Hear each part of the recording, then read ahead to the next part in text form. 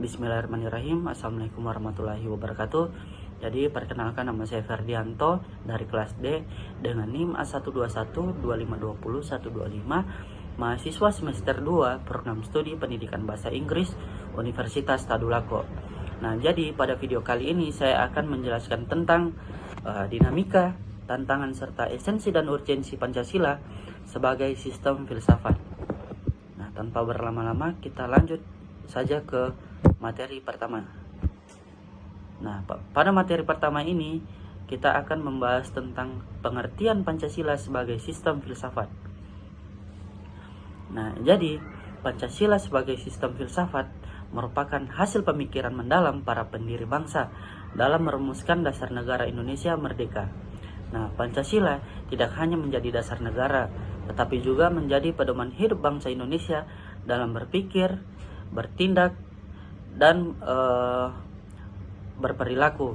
Nah, nilai-nilai yang terkandung di dalamnya ini menjadi landasan dalam kehidupan sosial, politik, ekonomi, dan hukum, yang dimana itu bertujuan agar bangsa Indonesia tetap berjalan sesuai dengan cita-cita nasional.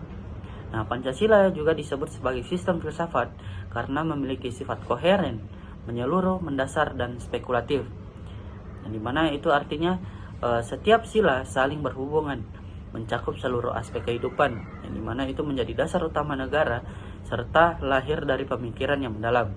Nah, oleh karena itu Pancasila menjadi pedoman penting dalam kehidupan berbangsa dan bernegara. Nah, kita lanjut ke materi selanjutnya, yaitu tentang Pancasila sebagai filosofis Kronslag.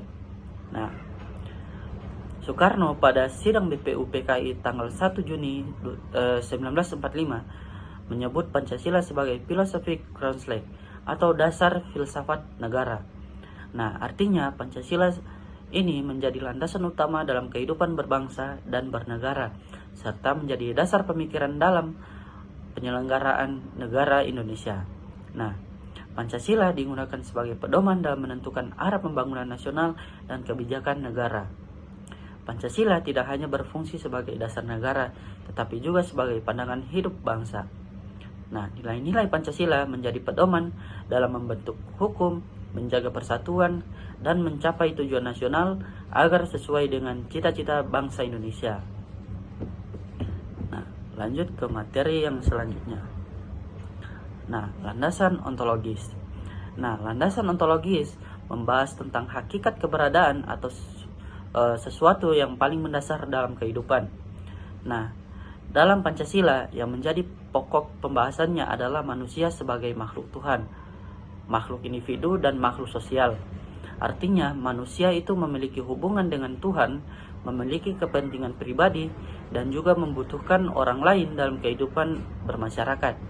Nah, oleh karena itu, manusia harus mampu menjaga keseimbangan antara ketiga hal tersebut.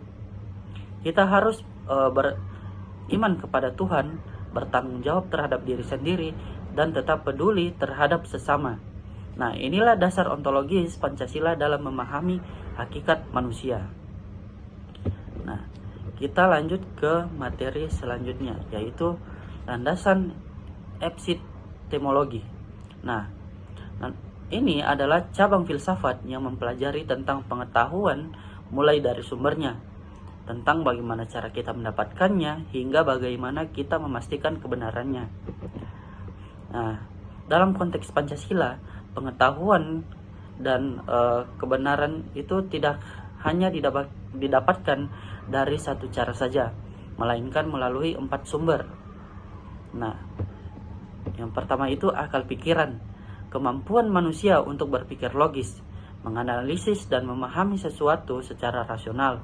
Dan yang kedua, pengalaman hidup, tentang apa yang kita rasakan dan alami dan pelajari langsung dari kenyataan sehari-hari. Nah, yang ketiga, budaya bangsa, yang dimana ini berisi tentang nilai-nilai adat istiadat dan tradisi yang telah tumbuh dan diwariskan oleh masyarakat Indonesia sejak lama. Dan yang terakhir, yang keempat, nilai agama dan moral, pedoman hidup yang bersumber dari keyakinan dan etika yang menjadi dasar perilaku yang baik dan benar. Nah, jadi landasan epistemologi ini berkaitan dengan Pancasila yang dimana Pancasila ini mengajarkan bahwa kebenaran itu utuh dan didapatkan dengan menggabungkan akal, pengalaman, budaya, serta nilai-nilai luhur, agama, dan moral. Nah, lanjut ke materi selanjutnya, yaitu landasan aksiologis. Nah, aksiologis adalah cabang filsafat yang mempelajari tentang nilai khusus yang mengenai nilai guna, manfaat, dan juga nilai kebaikan atau keindahan. Nah, dalam konteks Pancasila, landasan aksiologis berarti bahwa Pancasila menjadi pedoman atau tolak ukur nilai dalam menjalani kehidupan. Nah, nilai-nilai ini diterapkan dalam berbagai aspek, yaitu yang pertama kehidupan pribadi, yang dimana menjadi dasar bagi setiap individu untuk bersikap dan bertindak sesuai dengan hati nurani yang baik. Dan yang kedua, kehidupan sosial, yang dimana ini mengatur bagaimana kita berinteraksi, bertoleransi, dan saling menghormati sesama manusia. Dan yang ketiga, kehidupan berbangsa, yang dimana ini berkaitan dengan menjaga persatuan, kesatuan, serta identitas dan jati diri bangsa Indonesia. Dan yang keempat atau yang terakhir itu kehidupan bernegara, yang dimana ini menjadi dasar dalam penyusunan hukum, kebijakan, serta tujuan pembangunan negara demi kesejahteraan rakyat. Nah, jadi landasan aksiologis ini memastikan bahwa segala sesuatu yang kita lakukan, baik secara pribadi maupun bersama, selalu memiliki nilai, manfaat, dan kebaikan yang sesuai dengan cita-cita bangsa. Nah, lanjut ke materi selanjutnya. Dinamika Pancasila sebagai sistem filsafat. Nah, Pancasila sebagai filsafat hidup bangsa tidaklah statis, melainkan terus berkembang dan mengalami perubahan sesuai dengan zaman dan kondisi negara. Nah, perkembangannya bisa kita lihat melalui 3 era utama. Yang pertama itu di era Soekarno. Nah, pada masa ini Pancasila dikenal dengan istilah filosofi Grondslag atau dasar filsafat negara. Nah, Pancasila dipandang sebagai filsafat asli yang lahir dari budaya dan kepribadian bangsa Indonesia sendiri. Nah, yang untuk di era kedua itu di era Soeharto. Di masa ini Pancasila berkembang menjadi pedoman yang lebih praktis dalam kehidupan sehari-hari. Nah, hal ini dilakukan melalui program penataran P4 agar nilai-nilainya bisa dipahami dan diamalkan oleh seluruh lapisan masyarakat. Dan era yang ketiga yaitu era reformasi. Meskipun di era ini pembahasan Pancasila mungkin terdengar tidak sekeras masa sebelumnya, namun pemikiran dan kajian tentang Pancasila justru terus berkembang secara lebih bebas, terutama dalam diskusi akademis dan refleksi mendalam tentang jati diri bangsa. Jadi, meskipun cara penyampaian dan penekanan yang berbeda-beda di setiap zaman, Pancasila tetap menjadi dasar dan arah bagi perjalanan bangsa Indonesia. Nah, lanjut ke materi selanjutnya. Nah, materi selanjutnya tentang tantangan Pancasila sebagai sistem filsafat. Nah, sebagai dasar negara dan pandangan hidup, Pancasila tentu menghadapi berbagai tantangan yang bisa kita bagi menjadi 2 kelompok besar, yaitu tantangan internal dan eksternal.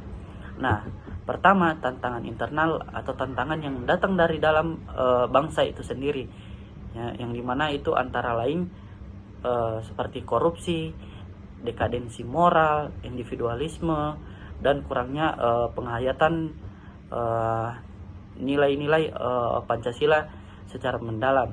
Dan yang kedua itu tantangan eksternal atau tantangan yang datang dari luar, ya, yang dimana itu antara lain seperti globalisasi, radikalisme, liberalisme ekstrim, dan budaya asing yang negatif, yang dimana itu masuk ke gaya hidup masyarakat atau bangsa di Indonesia, yang dimana untuk menghadapi semua ini kita dituntut untuk tetap teguh memegang nilai-nilai Pancasila agar bangsa ini tetap berdiri kokoh dan berkarakter. Nah, lanjut ke materi selanjutnya, yaitu esensi Pancasila sebagai sistem filsafat. Nah, kata esensi berarti hakikat utama atau inti yang paling mendasar dari sesuatu. Nah, jadi esensi Pancasila adalah makna sejati yang menjadikan Pancasila begitu penting bagi bangsa Indonesia. Nah, Pancasila memiliki 5 esensi utama, yaitu pertama, dasar filsafat negara, yang dimana ini menjadi landasan pikiran dan cara pandang dalam menyelenggarakan negara. Dan yang kedua, sumber nilai moral, yang dimana menjadi tolak ukur apa yang baik dan buruk, benar dan salah dalam kehidupan bermasyarakat.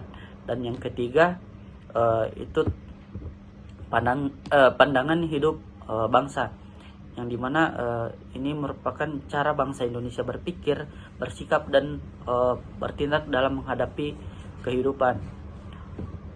Dan yang selanjutnya, identitas nasional.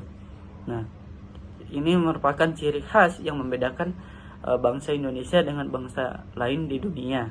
Nah, yang selanjutnya, yang kelima, arah pembangunan bangsa. Nah, ini juga menjadi tujuan dan pedoman agar segala usaha dan pembangunan tidak menyimpang dari cita-cita bangsa.